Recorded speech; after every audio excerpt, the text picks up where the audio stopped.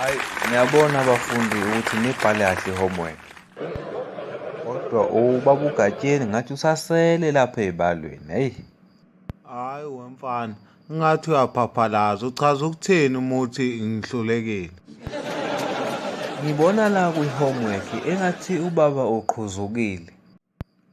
Nginomhlambi wezinkomo, namatata, kanye nezimbongolo futhi.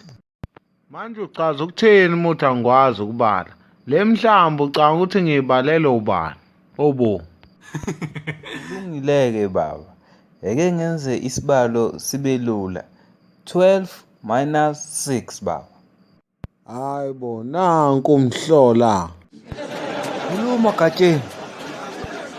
Okay.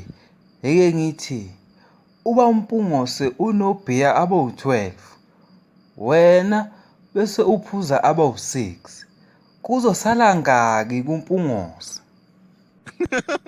Hhayi, kwangathi usuyaphambuka-ke manje mfana. Yabona-ke usuthinta mina uqobo-ke manje. Okokuqala nje, awazi nokuthi le mali engithenga ngayo lo bhiya ngisuke ngiyithathephi. KwaGatsheni lo angiphuzelani naye mina. Kwazi kahle naye lokho. Manje ungasiqhathi-ke mfana, sizofunda la. Mase uyikhiphe ekufundeni wena usuyifaka kutshwala bami. Engathi usuyinyathela emsileni. Nenza isibonelo. Utshwala bami. Okay, baba uGatsheni, ake ngithi unobhiya abawu-12. Mameshane, ngwenzani ubheka? Ngoba mina ngidlala isipoqo nje. Hey, Nkosi yami. Ake ngithi-ke baba uNdlovu uney'poqo eziwu-12. Na usukhuluma-ke manje. Bese uphuza ipoqo eziwu-6.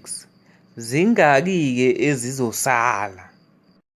Hawu, phela ndodana, kusuke sekuvaleka amehlo, angibe ngisabona nokuthi kusala ngakhe. Sekubala yena uMaZulu lo. Wena Mpongose usuke usenaso isikhathi sokubala uma ushaya ilebuli yakho. Awu, ngingasithathaphi isikhathi sokubala kodwa isuke isabaleka lento. Ngisho iy'cathulo lezi ngikhunyulwa uyena uMamzobe. Ngiphapha manje mina sengikhumulile. Ngilala ngigqokile inkosi impela. Unjani lo mfana eganga?